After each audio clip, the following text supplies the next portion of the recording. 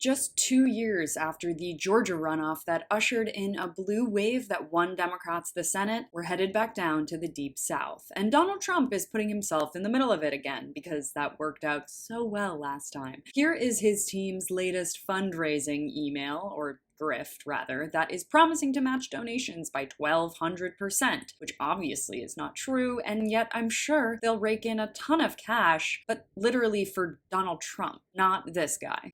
Do you know we're the greatest country in the United States, in the world, because we have the United States military? Yeah, so nowhere in that email does it say where the money is actually going. This runoff is different than 2 years ago because, as we all know, Democrats already have secured their victory in controlling the Senate. But while their power isn't hanging in the balance anymore, this runoff is going to be just as ugly and time-consuming as it was in 2020. Personally, I just feel so bad for Raphael Warnock, who it seems like hasn't had a minute to sit and do the job of senator before being thrust back into the election spotlight. And the fact that he's in a runoff with Herschel Walker, I'll put it this way. I agree with Lindsey Graham, who said that Herschel Walker is a, quote, nightmare for liberals. They're trying to destroy Herschel to deter young men and women of color from being Republicans.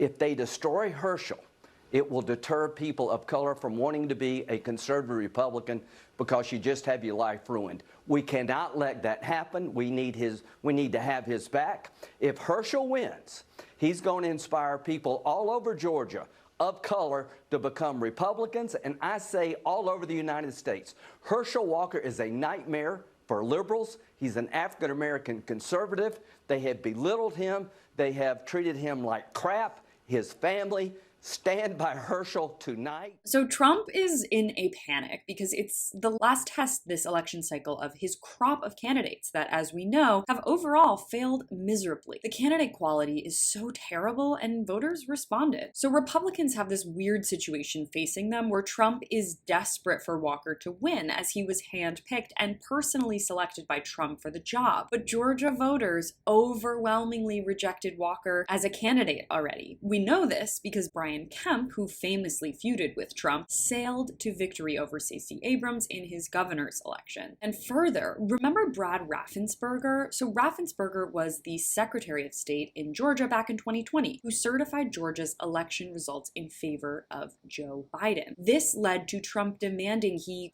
find like 11,000 votes or whatever it was, and Raffensperger refused. Well, Brad crushed his Democratic opponent with bipartisan support, winning 54% to 44. So it's clear that the reason these Georgia runoffs keep happening is because while it has a huge Republican base, they do not like Trump or Trumpism. But Donald just can't keep himself from trying to make himself happen. I'm genuinely curious about the GOP strategy here and how they will handle Trump inserting himself more and more into the race. And as for Trump, obviously doesn't have a strategy, but nonetheless, whatever he does will influence this race probably more than anything else. Thanks so much for watching. You can follow me on all platforms at Caro Johnson 917.